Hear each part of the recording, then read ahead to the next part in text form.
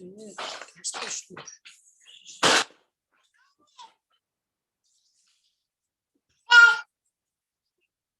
بالله من الشيطان الرجيم بسم الله الرحمن الرحيم الحمد لله رب العالمين الصلاة والسلام على رسولنا محمد وعلى آله وأصحابه وأتباعه وسلم. Assalamu alaikum wa rahmatullah. Inshallah, we will continue our discussion on the miraculousness of Quran from the 25th word. And the part we have been studying was about how the endings of the verses are demonstrating some eloquence at the level of a miracle. We studied first and the second points or steps of eloquence. Now, inshallah, today we are going to go through the third quality of eloquence. And I directly jump into the text. And my focus for the discussion would be to see how the author is, the examples that he gives. Let's study those examples from Quran in the light of what the author is suggesting us to see. But also, if you have any other comments about the verses themselves, please feel free to share. Bismillah ar-Rahman ar-Rahim. Third quality of eloquence. Sometimes the Quran explains Almighty God's acts in detail, then sums them up with a summary. It convinces with the details and commits to it, to the memory, and fixes it there by summarizing it. For example, this example is coming from Surah Yusuf, verse number 6. So here it is. وَكَذَلِكَ يَجْتَبِيكَ رَبُّكَ وَيُعَلِّمُكَ مِنْ تَأْوِيلِ الْأَحَادِيثِ وَيُتِمُّ نِعْمَتَهُ عَلَيْكَ وَعَلَى آلِ يَعْقُوبَ كَمَا أَتَمَّهَا عَلَى أَبَوَيْكَ مِنْ قَبْلِ إِبْرَاهِيمَ وَإِسْحَاقَ إِنَّ رَبَّكَ عَلِيمٌ حَكِيمٌ. I'm going to read the translation, but before that, what the author mentioning was, from beginning to end, the Creator is providing a detail of his acts to convince me, and then at the end, within the ending words of the verse, summarizes it to fix it in my memory. So it's like a summary of what was said, but to help me, if you like, remember what was said in a few words. Translation of this verse is, and thus your Lord will choose you. So let me read it from here. Thus will your sustainer choose you, and teach you the interpretation of the events, and perfect his favor to you and to the prosperity of Jacob, to the posterity of Jacob, to the sons of Jacob, even as he perfected it to your fathers Abraham and Isaac aforetime. Indeed, your sustainer is all-knowing, all-wise. Again, Surah Yusuf, verse 6. With this verse, it points out the bounties bestowed on the Prophet Joseph and his forefathers. It says, out of all mankind, divine favor has ennobled you with the rank of prophethood, tied all the lines of prophethood to your line, and made it the chief of all lineages among mankind. It has made your family a cell of instruction and guidance in the divine sciences and dominical wisdom, and united in you through that knowledge and wisdom, prosperous worldly dominion, and the eternal happiness of the hereafter. And united in you through that knowledge and wisdom, prosperous worldly dominion, and the eternal happiness of the hereafter. And it has made you both a mighty ruler of Egypt and a high prophet and a wise guide, and has distinguished you and your forefathers with knowledge and wisdom. It enumerates these divine bounties, then it says, indeed, your sustainer is all-knowing, all-wise. his dominicality and wisdom require that he made manifest in you and your fathers and forefathers the divine names of all-knowing and all-wise. Thus, it sums up those detailed bounties with this summary. This was the first example that the author gives. And then there's a second example. Let me go through that as well to see the author's point first. Then we go back and study the verses individually, inshallah. And for example, O God, Lord of all dominion, you give power to whom you will. So this is from Surah An'am. Oh, sorry. This is Ali Imran and verse number 26. Let me read the verse first. قل اللهم مالك الملك تؤتي الملك من تشاء وتنزع الملك ممن تشاء وتعز من تشاء وتذل من تشاء يدك الخير إنك على كل شيء قدير. So, O God, Lord of all dominion, you give power to whom you will. Just a second. Okay. This verse shows Almighty God's disposals in mankind's social life in such a way that it ties glory and abasement, poverty and riches directly to Almighty God's will and wish. It means even the disposals most dispersed through the levels of multiplicity are through divine will and determining. Chance and coincidence cannot interfere. After making this statement, I'm going to reread that part. This verse shows Almighty God's disposals in mankind's social life in such a way that it ties glory and abasement, poverty and riches directly to Almighty God's will and wish. It means even the disposals most dispersed through the levels of multiplicity are through divine will and determining. Chance and coincidence cannot interfere. After making this statement, it mentions the most important matter in man's life, his sustenance. This verse proves with one or two introductory phrases that man's sustenance is sent directly from the true provider's treasury of mercy. It is like this. Your sustenance is tied to the earth's life, and the earth being raised to life looks to the spring, and the spring is in the hands of the one who subjugates the sun and the moon, and alternates the night and the day, in which case, only the one who fills the face of the earth with all the fruits can give an apple to someone as true sustenance. Only he can be his true provider. Then it says, and you give sustenance to whom you please without measure.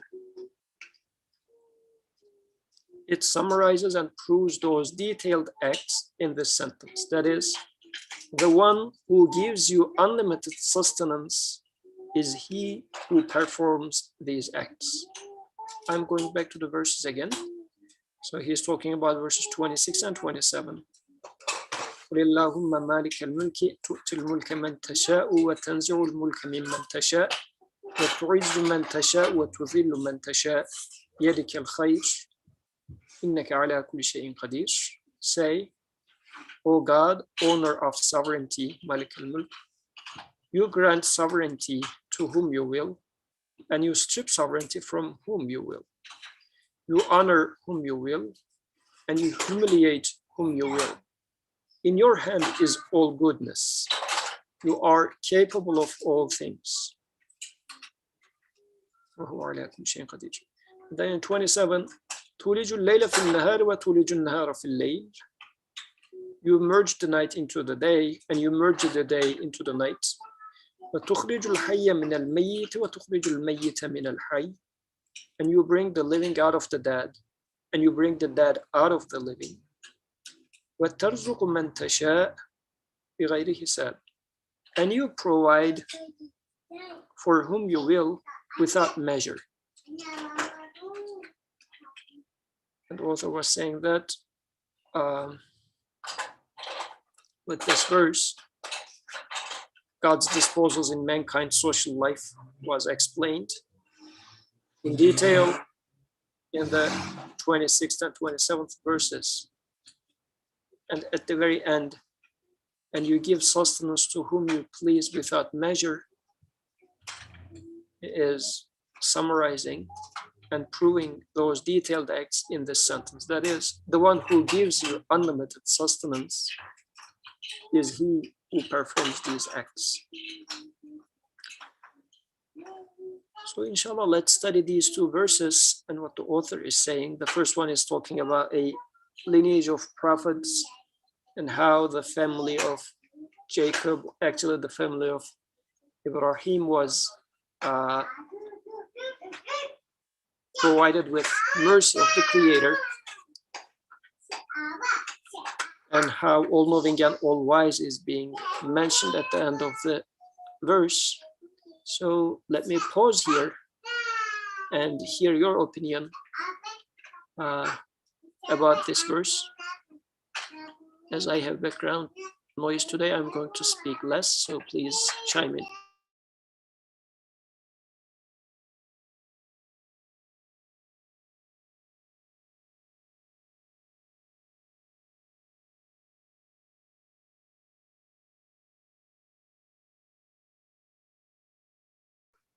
Brother Bikram, please go ahead. Assalamu alaikum, everyone. Just a second, please.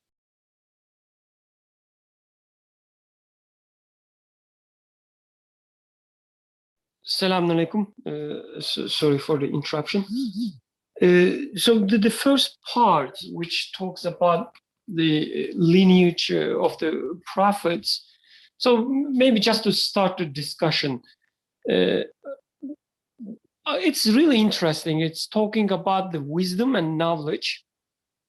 And author was saying that, in this ayahs, Creator first gives some details and then summarize it with the ending part. In this case, He's all-knowing and wise. And for detail of being all-knowing and all-wise, both the Creator, like a Creator is talking about the prophets, and the author is putting the emphasis on this lineage and how wisdom and knowledge and how guidance is manifested through prophets. So it is really interesting the way we know that our Creator is all-knowing and all-wise through its manifestation as guidance in our lives. As we receive guidance through prophets, as we see that whoever taught these prophets, who must be, the knowing the inner workings of everything in this creation. So the guidance is coming from the owner of the universe, the engineer of the universe, or creator of the universe, however you want to call it, who knows everything. Hence the guidance manifests this quality. Or other way around, we see that the guidance fits our expectations about the wisdom. Hence, we know that the source of the guidance is the all-wise. So knowledge, wisdom, and the guidance, the link between them and the prophets, I found it very interesting. Jazakallah khairan.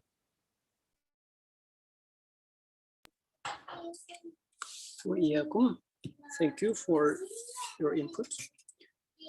Yes, actually, let's think about it. Like the Creator, actually a sustainer, because now the person that is being addressed in here is a messenger, but saying that your sustainer is provided you this guidance. So in the first place, it's a sustenance for the prophet himself. This is what I see initially. And then there's this element of choosing. So there's this element of choosing there, like prophet being chosen among other people. And since the end of the sentence is mentioning wisdom, like sustainer choosing someone, is this an arbitrary choice or is this a wise choice? Because at the end of the sentence, it also refers to forefathers, which are known to be wise people.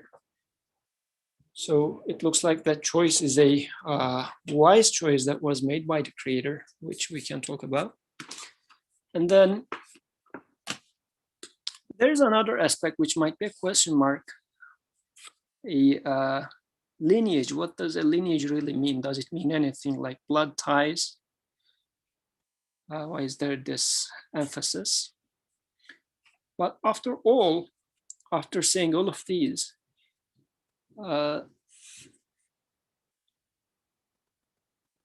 concluding by saying that Inna rabbaka alimun hakimun, which could mean your sustainer is unimaginably knowledgeable and unimaginably wise.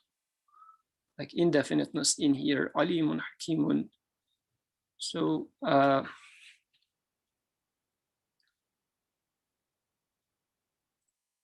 and yeah, of course, and there's this interpretation of events. This is the sustenance that was given. So I check with myself. So first of all, interpretation of events. Is this something that I can say I am good at interpreting events, meaning understanding the purpose behind things? Something is happening and I'm trying to make sense of them. This verse is saying that this is not a skill that belongs to you, but it is being provided to you. But not only saying that, it is saying that this is provided to messengers, which, I mean, if I take the messenger part of it out of the picture, definitely I see that it's a gift to me, like a sustenance, because I want to make sense of what's going on around me. Or at least I want to make sense of why am I here on earth in the first place? Why did I born? Why am I dying day by day? But now that the prophethood is also being entered into the picture, saying that this gift was given to the lineage of prophets, then it says something more to me, I guess, when I hear it. I'm thinking about, to the extent that I can make sense of things, yes, I will definitely take it as a gift. But at the point that I'm not able to make sense of things, this is where I guess I am being instructed to turn back to those prophets, as I truly appreciate. I mean, since I am unclear about some of the things that are happening around me, I am sure whoever is given that gift, I would be interested in taking it from them. So in this regard, I see a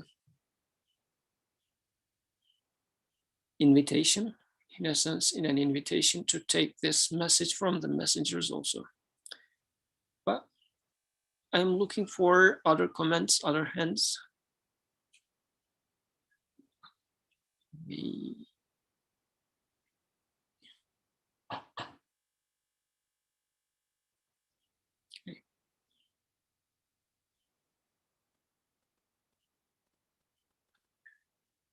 Authors, the details that author give here is, and why, what is specific about this family. So author's explanation is, out of all mankind, divine favor has ennobled you with the rank of prophethood, tied all the lines of prophethood to your line, and made it the chief of all lineages among mankind. It has made your family a cell of instruction and guidance in the divine sciences and dominical wisdom.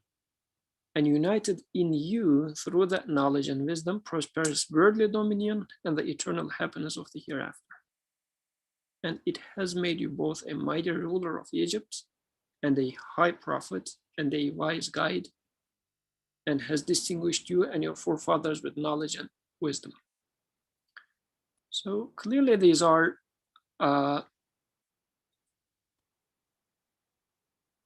gifts or sustenance, that the best sustenance that can be given to men. So I'm thinking about it. Of course, as for sustenance, food seems to be the most important, so as to survive, so as to continue my life. But once you have food, you realize actually independence is something more valuable than that. But then independence of what? Like in this existence, if I am super rich, but I am imprisoned by the moment, like I am dying day by day, I don't have a tomorrow, I don't have an afterlife or anything of this sort, I don't have a purpose in life, I am pretty much imprisoned in this dark image. The food that I have doesn't mean anything either. So the more real sustenance than the food itself becomes what is the message in this life, what is the point of this life in the first place. I want to be free from all those worries of temporary life, because yeah, I need food to live the moment, but I want eternity. This would be my real food for my soul. My stomach is in need of bread, but my soul is in need of an eternal life. So answering that problem would be the real sustenance. And this is what is given to this prophet. Your sustainer chose you and teach you the interpretation of events. And to the previous prophets. And then the creator ties this by saying, indeed, your sustainer, the one who sustains you, is all-knowing, all-wise. So what is the relation? It's very clear that this sustenance part is very, very important. Actually, the sustenance that's given to Yusuf alayhi salam is the topmost important sustenance. But how is all-knowing and all-wise is the summary. The author's note for that is, his dominicality and wisdom require that he made manifest in you and your fathers and forefathers the divine names of all-knowing and all-wise.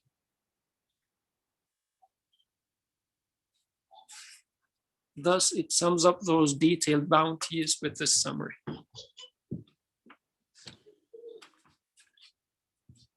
What do you think about this last part? All-knowing and all-wise being the summary of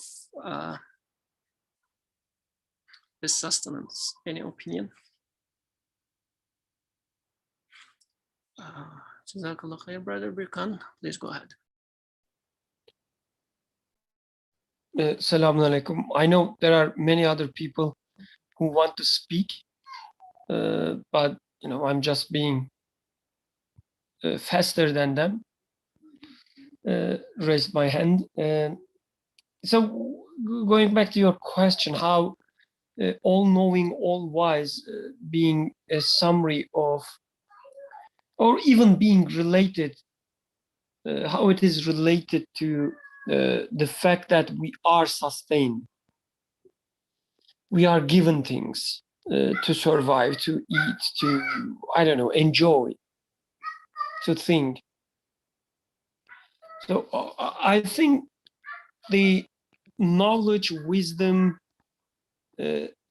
these kind of qualities can be taken in different ways. The one way is taking them as external qualities, meaning it's not about me, it's about, you know, knowing things.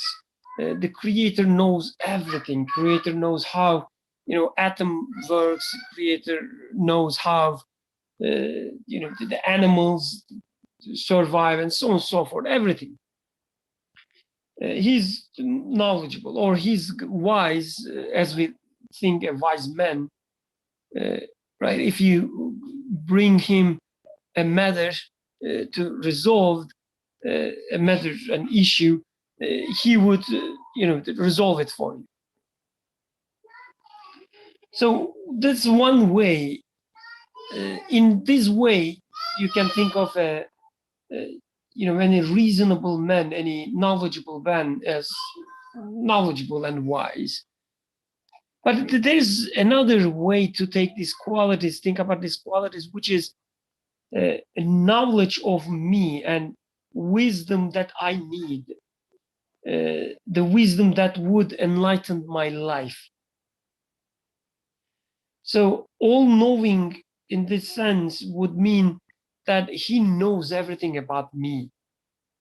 He knows everything I need. He knows everything that would satisfy me. I am in my entirety in his hands. And he's all wise in a sense that the guidance he would provide to me would satisfy me, would enlighten my life, would make me be in peace with my self.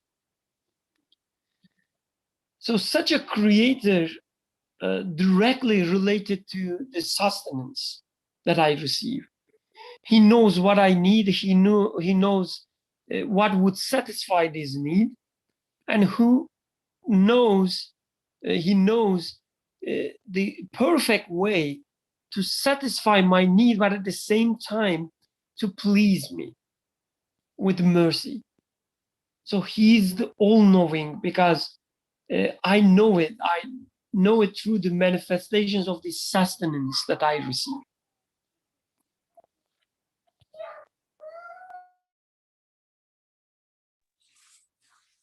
Jazakallah khairan, Brother Birkan. And thank you for being quick in drawing your hand. And our other brothers and sisters in the discussion, yeah, you can take your time to raise your hand, but raise your hand, inshallah. So yes, yeah, I am that much needy, and the one that provides me with this need must be truly knowing my need, and with his and the thing that he provides is also fulfilling my need perfectly, which shows even better that he is aware of me. Because like, think about a person that you see, he is or she is a needy person. You understand that that person is needy, but it might be that you don't know what he is in need of. You can say, well, this person is in need of something. He is uncomfortable. So I want to do something for that person, but I don't know what to do. So yeah, to an extent, I know about the neediness, but I don't know how to solve that really.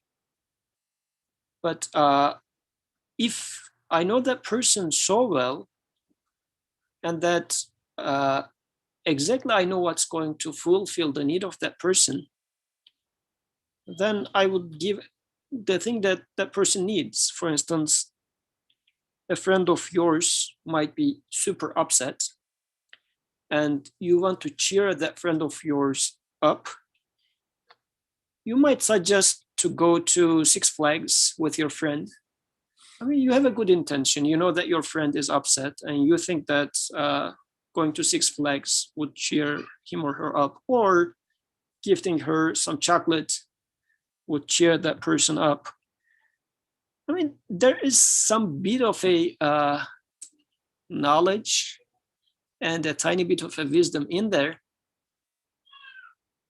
but it's not really solving the let's say, the fundamental problem of your friend. Your friend is lonely, and the loneliness is not really being solved by temporary friendships with you to the Six Flags, or a temporary friendship with a chocolate, which only takes 2-3 minutes. But it is to telling your friend some fundamental way to take away this loneliness, to remind that friend of constant togetherness, nearness of his or her creator. And of course, doing this in a way that it would make sense and understandable to your friend would be a most wise approach. So this prophets, the picture being completed on them, the sustenance being completed on them by providing them with their utmost need, not only for themselves, but for humanity. Their utmost need being provided is a sign of someone who is very well aware of what's going on with you and with the humanity, with their needs, and very wise, is truly putting it, like, as we say, nails it perfectly by providing you with this gift. Inna rabbaka alimun hakimun. And so this verse is also directly related to the next one, because in this verse, the author is picking up one type of sustenance.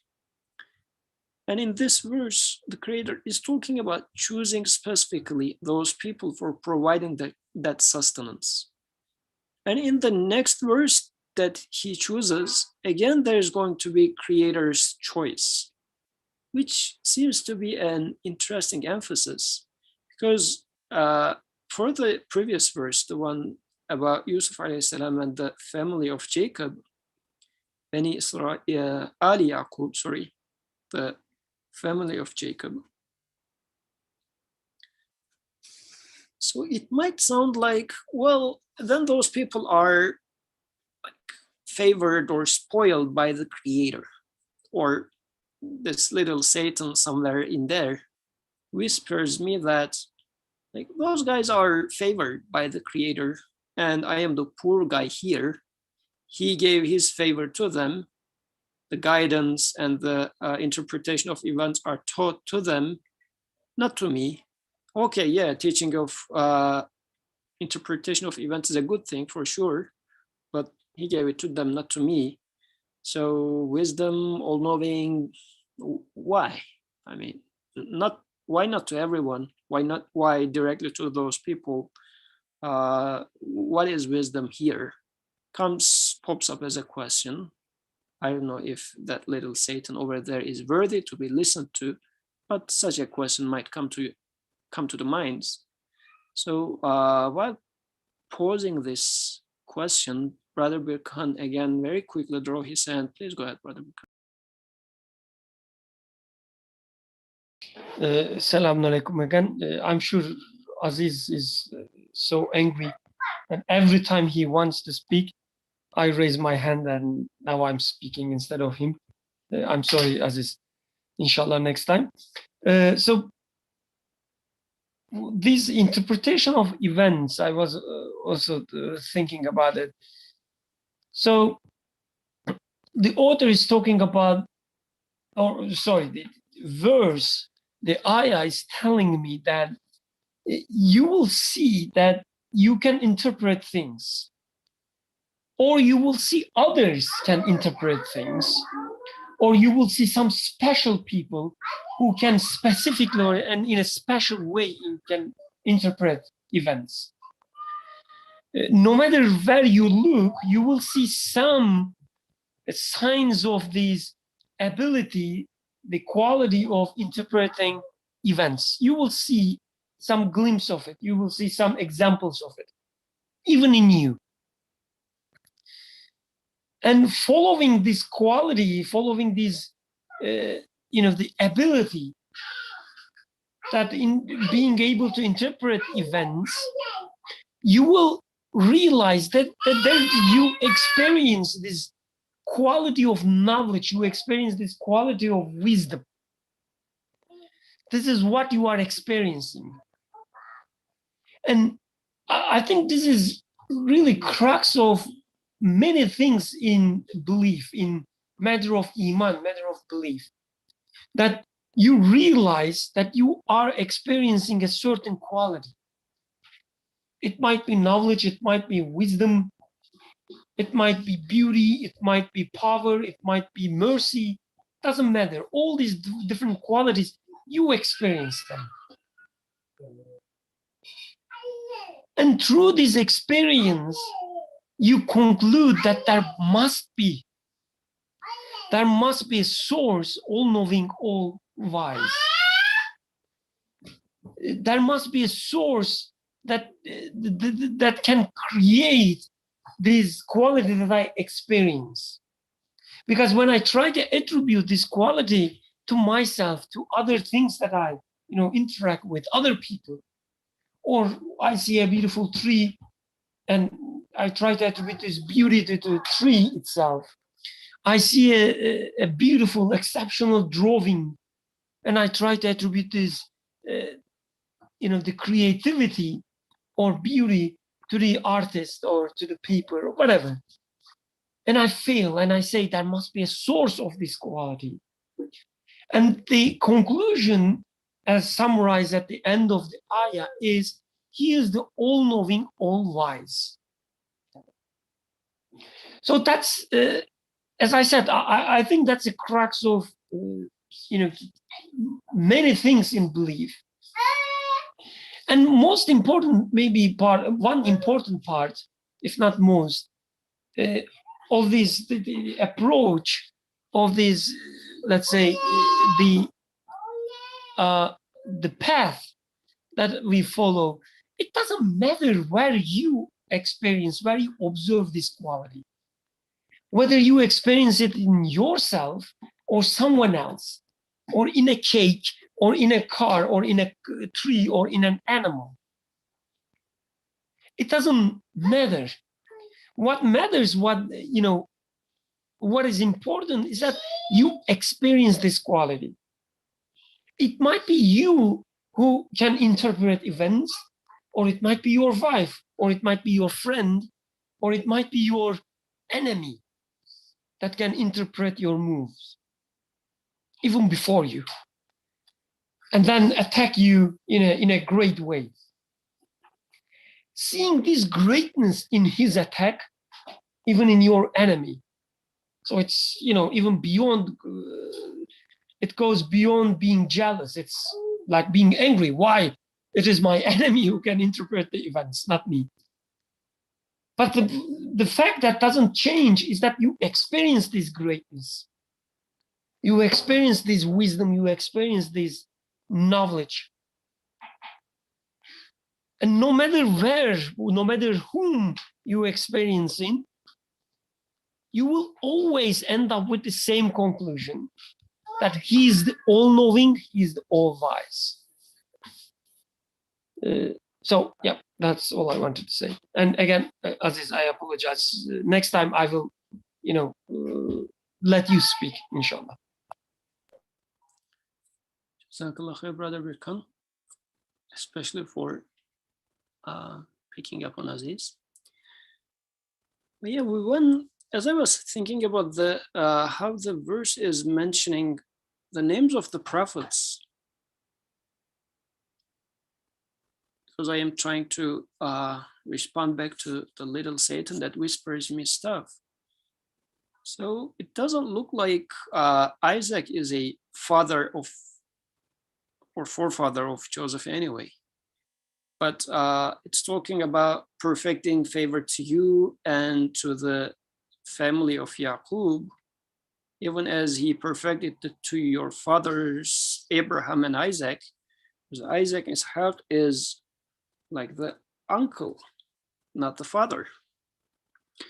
Let me see. Yeah, am I right or am I wrong? No. Okay, father. Right. So yes, there's this lineage, his father. That's correct. I was wrong. Ishaq, Yaqub, Yusuf. Yes, you're right. Satan. So then there's this lineage of family. So is this an issue of family going on in here, or and of course, Brother Birkan's point about seeing wisdom in anyone should be something for me to conclude with my sustainers' names.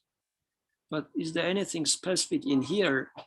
This family lineage being mentioned is what I seem to get stuck with. But if there's no comments, let me keep my question for myself for a bit longer and see if I can find my answer in the next example that the author provides. Since I don't see any hands so far, I go with the next verse. And the next verse, I put it again here. قُلِ اللَّهُمَّ مَالِكَ الْمُلْكِ. Say, O God, owner of sovereignty. So he is the ruler. تُؤْتِي الْمُلْكَ مَنْ تَشَاءُ وَتَنْزِعُ الْمُلْكَ مِمَّنْ تَشَاءُ. You grant sovereignty to whom you will, and you strip sovereignty away from whom you will. وَتُعِزُّ مَنْ تَشَاءُ وَتُذِلُّ مَنْ تَشَاءُ.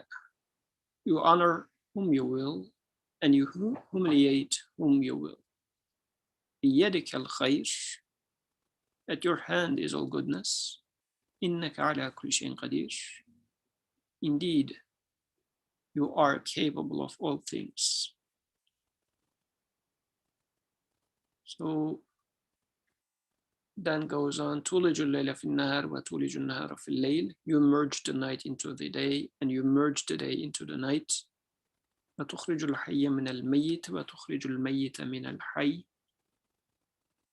So these are a little bit different than the previous one, it looks.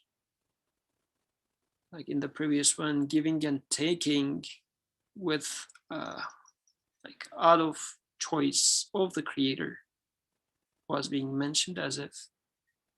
And now it is more like some actions. Maybe they are the same, but it sounds different. Merge the night into the day and the day into the night. And you bring the living out of the dead, and you bring the dead out of the living. And as a conclusion of all of these, he says, وَتَرْزُقُ مَنْ تَشَاءُ بِغَيْرِ حِسَابٍ. And you provide for whom you will without measure. So with that, again, I would like to give a microphone to Brother Birkan before I give it to Aziz. Salaam alaikum. I took the risk of, being the risk of anger of Atik this time, taking his place and not letting him to speak. I apologize for that. So these verses are really interesting, especially when we think them together with the first verse that we read. The first verse, if you can open the text, if you don't mind, Yusuf, the first verse that we read together, this part. And thus will your sustainer choose you and teach you the interpretation of events. So there is this choice mentioned, and the choice also mentioned repeatedly in following verses as well, the following verses that we studied. And it sounds as if this sustenance is going to some special people, not to everyone. He sustains whomever he chooses, right? Whomever he wills, and with no measure. But at the same time, we know that, like, when we take it as from a prophet, like in the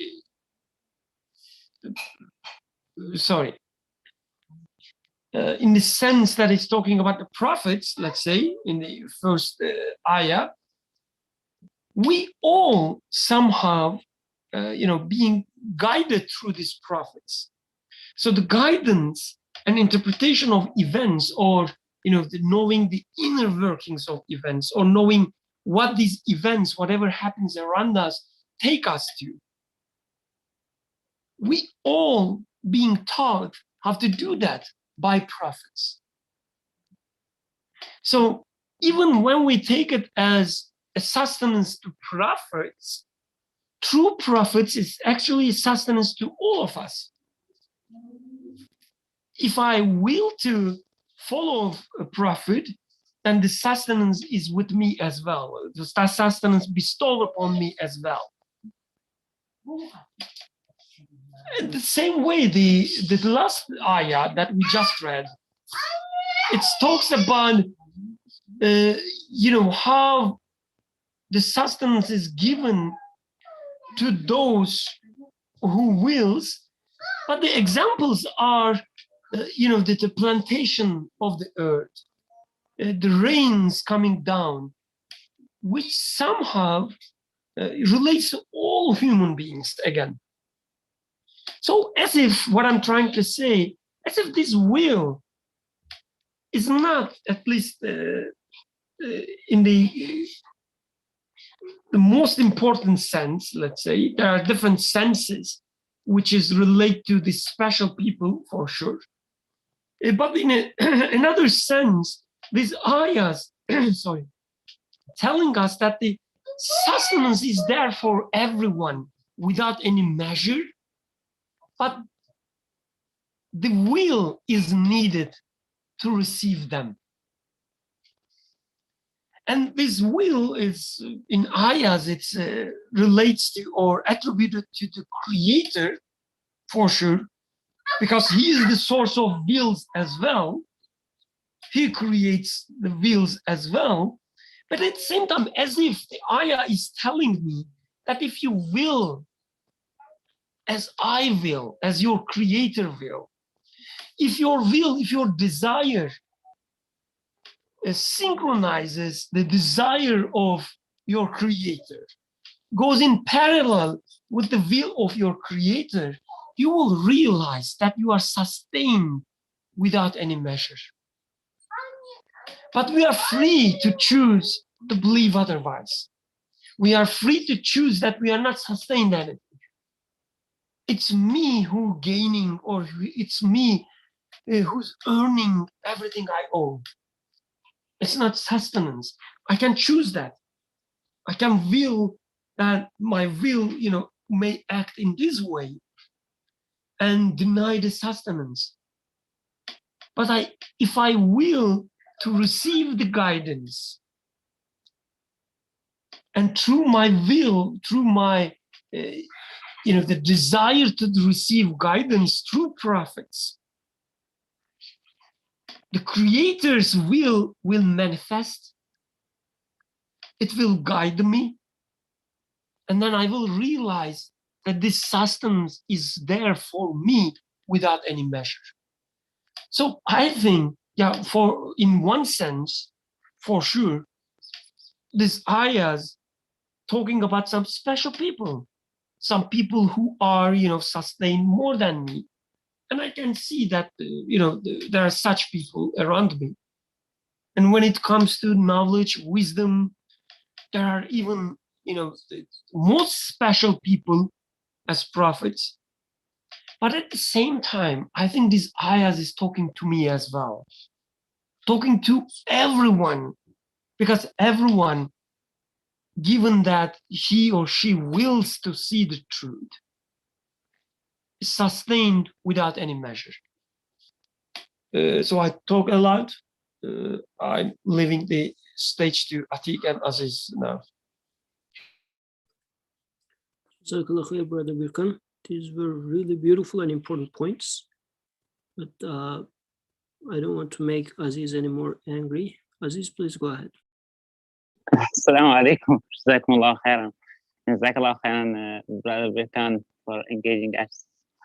I was really excited since the beginning of this discussion, and Yusuf, you read and you made it to this ayah that we are discussing right now. I feel like since the beginning of the discussion, my heart has been like pounding since I heard this ayah, because I have like such a personal connection to it. And just to share my own experience about it, let's say in some place in Philadelphia, I remember this being a center almost of my life. It's like, especially at work. It's really interesting. I cite, or kind of cite from both sides. I was like in this situation that I wanted to earn that mulk, to be the one who earned it with hard work and sucking up to people in a power and like turning on the charm and just doing what you have to do to survive. And it was not easy, that much I can tell you folks. But it was really interesting that it all failed when I tried. Like, I'm not here to report any success. And it was also interesting to see that those who wanted to have that power and seem to have such interest in this power of giving the mulk to who they want and taking it away from who whatever like they wanted, and like putting they wanted in power, like in power and such, it didn't work also very well. And it was just true at all time. And in my personal experience, not only in some neighborhood in Philadelphia that I was referring to here, in my personal experience, it's always like that when you pay attention. It's not always like that when you don't pay attention. But it's always like that when you pay attention. Whenever you are like, okay, I got this one because I put the hard work in, or I got this one because I have the knowledge, or I just have the charisma, the character. When I know how to handle this one, I got this one. If you pay attention, you will see that you didn't get it. So yeah, that's my comment. But I just been really excited about this ayah since the beginning of discussion. Thank you, Aziz, for the beautiful comment. Actually, this reminded me of a conversation that I had with a friend 4 or 5 years ago.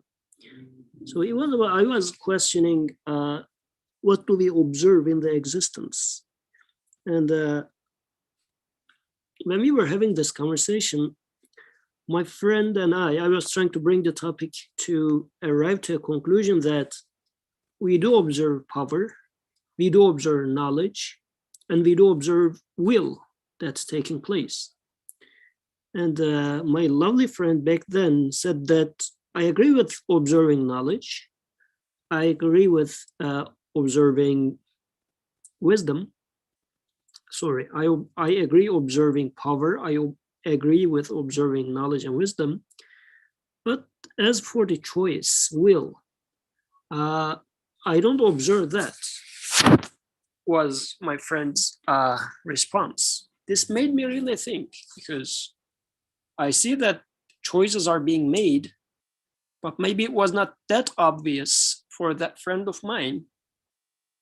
But this verse is showing that, or reminding me that many choices are being made. The first verse that we discussed was talking about choosing whom to give interpretation of events, such a, if you like, high-level choice. But the second verse is talking about making choices for,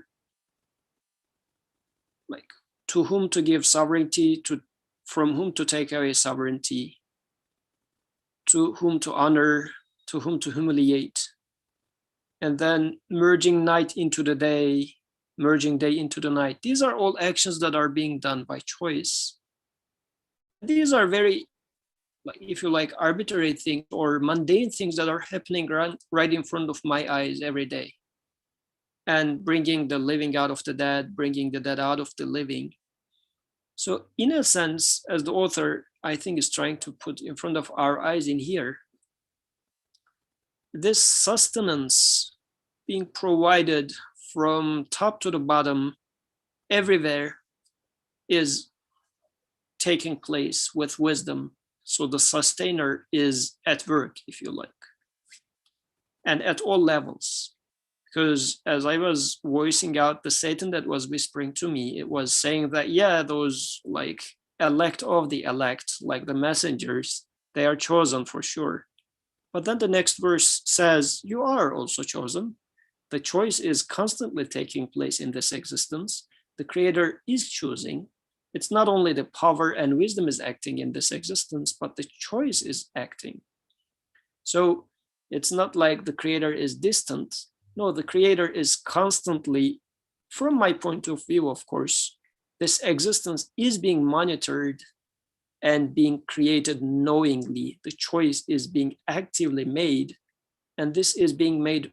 I mean, I'm not outside of this choosing either. And as Brother Birkan was saying, even when those messengers are chosen for being delivered the message, I am benefiting from that choice also, because their message becomes my message. Or as Aziz is being chosen to like leave Philadelphia to go to a more prosperous place,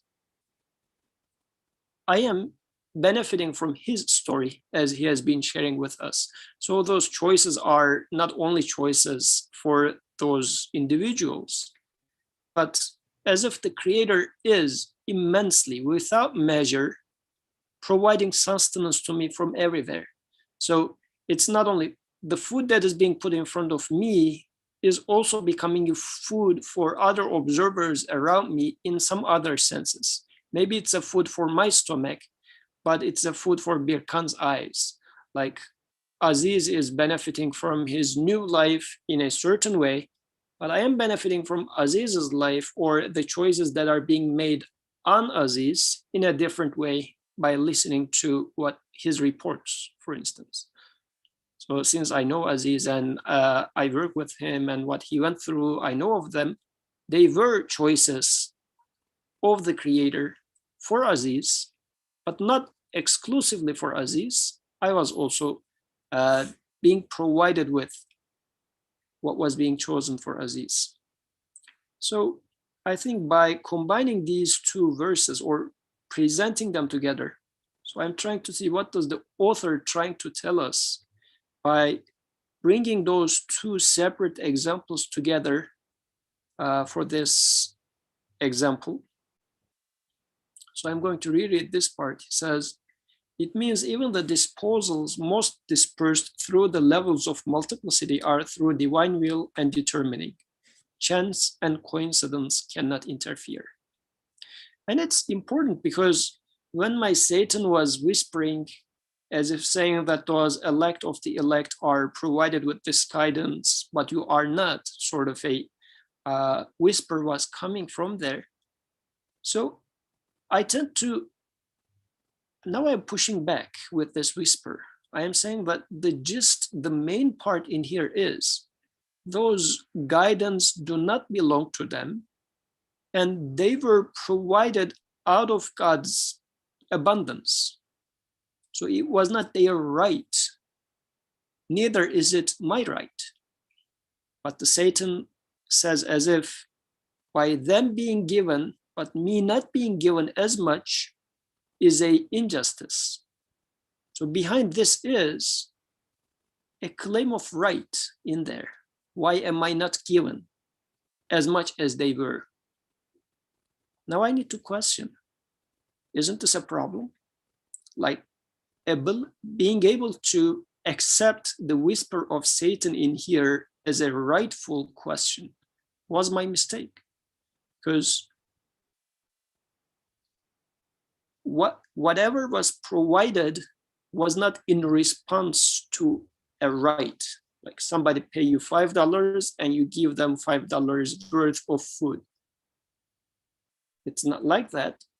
The creator is choosing someone to provide them with a gift and choosing some others to gift them with something else. And it's not that I'm not being provided at all, because those messengers are instructed like it's more like a trust, instructed to reach that message to me. So I am being provided also. But again, the part in me that Satan asks the wrong question, saying that why am I not given? Which might also show that my position in there, whatever was being given to me, so they were given, they accepted it as a gift.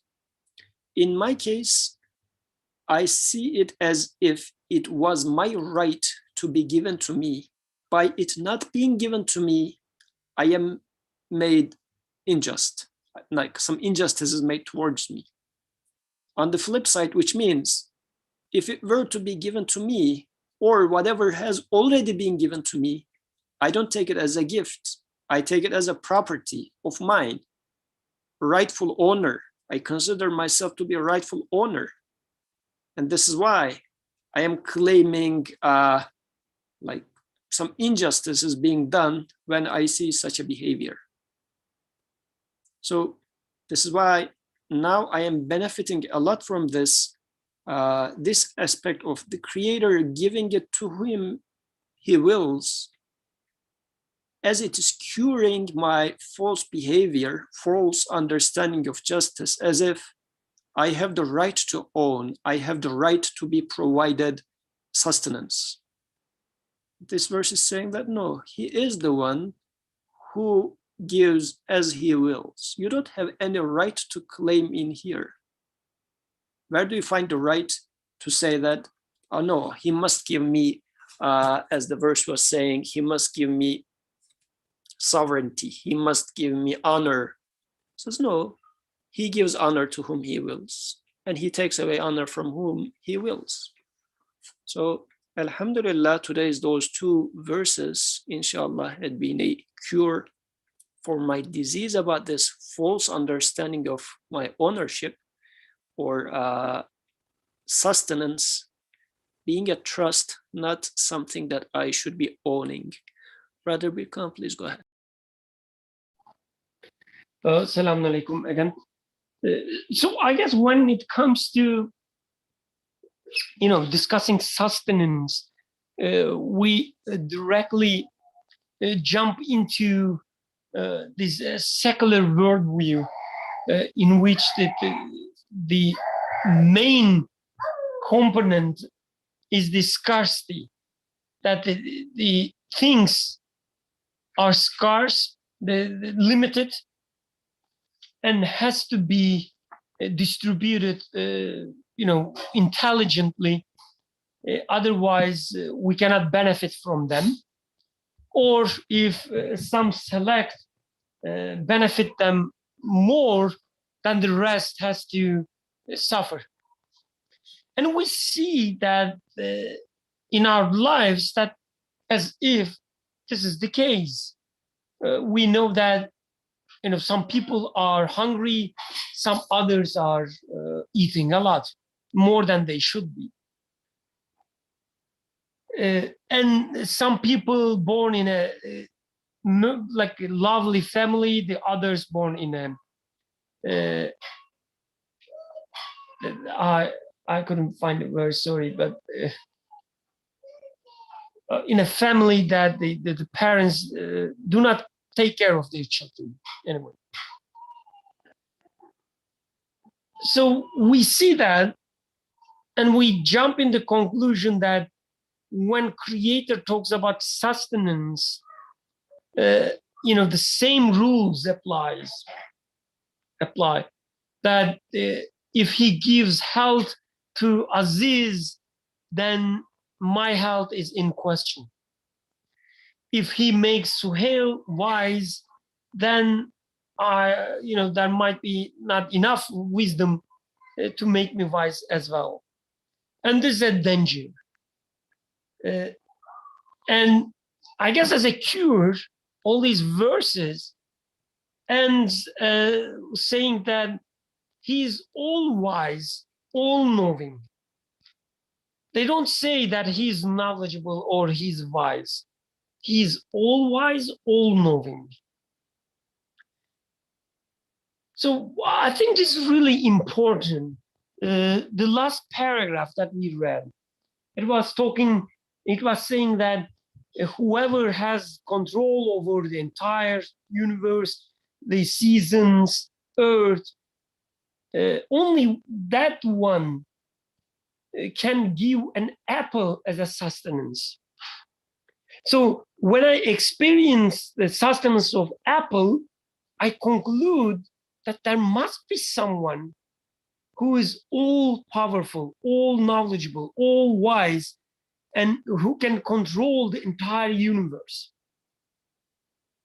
From these experiences, these manifestations that I experience of the wisdom, of the knowledge, of the power, of the will, I conclude that there must be an absolute one who is all-knowing.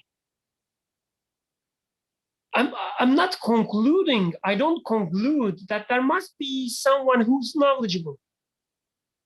No, I say there must be someone who knows everything, who knows who's the all-knowing, who's the source of knowledge.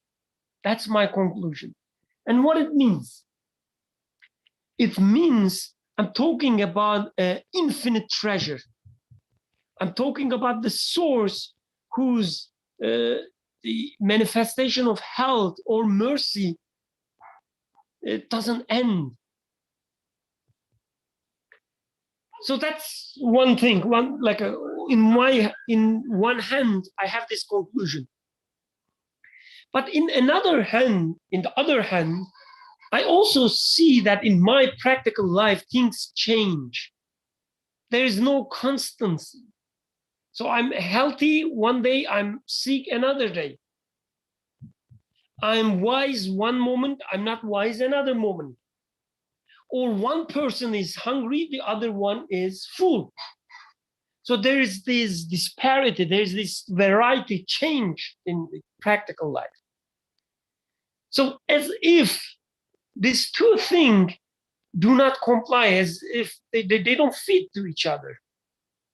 But we know, we studied this in other places, several weeks, maybe years before, that all this variety, all this change, all this disparity actually still proves that there must be an all-knowing, all-wise, all-powerful, all-merciful creator.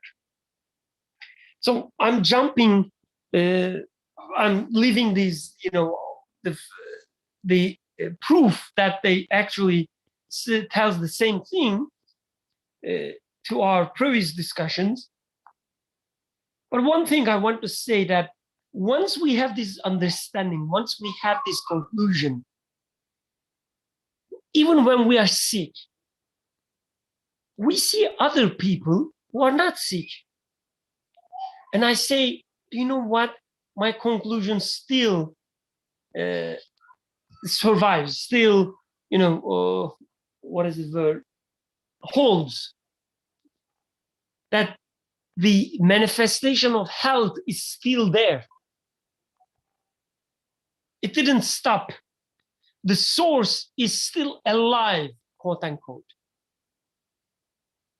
So even when I see the health directly manifested on other people, not me, I say, oh yeah, I'm looking at the manifestation of the same source. And it continues. I say then, maybe this health is not manifested on me in a form of, healthy body, but it must be there in another form. Because the source is infinite, the source is absolute. This manifestation of health, even when I don't experience it as in the form of healthy body, it must be there, I say. And I'm looking for it with my will again. I guess this is the most important thing. I have to choose. I have to come to this conclusion. I have to embrace this conclusion. And then I have to choose not to deny it. And I start looking for it. What is health in my life? And I see that I can still think. I can still appreciate the health in other people. So I still have a healthy mind. I still have a healthy heart, if I can say. I still have maybe a healthy relationship. Maybe I just ate something healthy. So it's still there in other forms. So when it comes to sustenance of our Creator, there is no scarcity, there is no limited sustenance. It's always there. In one form or another, it's always there. Hence, when we see it in other people, it shouldn't cause us jealousy. It should indulge us, our search for, these qualities. It should give us enthusiasm. It should, increase our desire, increase our appreciation. Oh, the source of health is still there. I'm sure it is manifested in me as well in other forms. Jazakallah khairan. Jazakallah khairan. Very beautiful comments. Thank you for the emphasis on without measure. So as it is being provided without measure, and actually the Creator taking it from one and giving to another doesn't mean that resources are limited and he cannot give to both at the same time and so on and so forth. This is not the point. But the owner has unlimited resources. That is absolute. And so from my point of view, there shouldn't be any sort of a jealousy as my Satan was pushing me towards, saying that they are giving guidance, you're not given guidance, sort of an attitude. But rather, I should be asking from this source, that sustainer, for guidance as those messengers are given, or the food that the other person is given, rather than saying that, oh, why he is given and I'm not given. But just to observe in all those providing, that the provider is providing as he wills, without any measure. So, and then also the verse was saying, the previous verse 26 was saying, بِيَدِكَ الْخَيْرِ إِنَّكَ عَلَى كُلِّ شَيْءٍ قَدِيرٌ. In your hand is all goodness, you are capable of all things.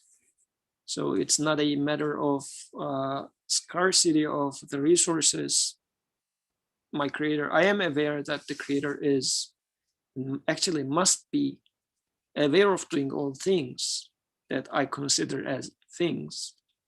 As the example in the next following verse says, merging the night into the day, merging the day into the night, bringing the living out of the dead, bringing the dead out of the living. These are the opposites, as if life comes out of nothing and this life goes into nothing in front of my eyes, to my experience.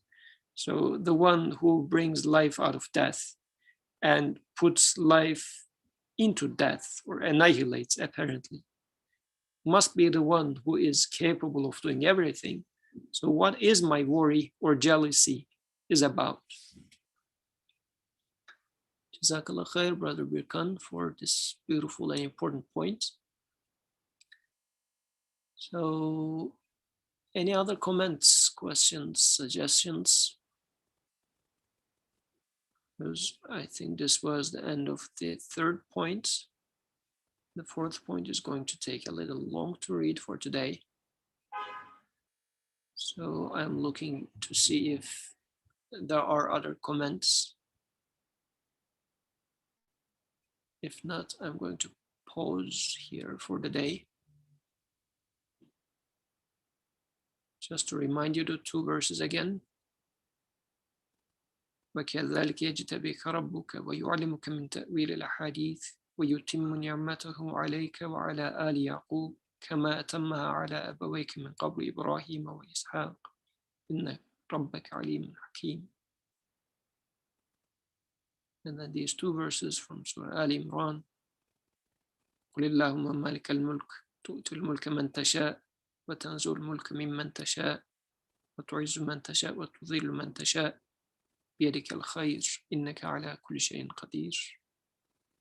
تولج الليل في النهار وتولج النهار في الليل تخرج الحي من الميت وتخرج الميت من الحي وترزق من تشاء بغير حساب. So, okay, apparently no more comments. جزاك الله خيرا everyone for joining. سبحانك لا علم لنا إلا ما علمتنا إنك أنت العليم الحكيم. وآخر دعواهم أن الحمد لله رب العالمين.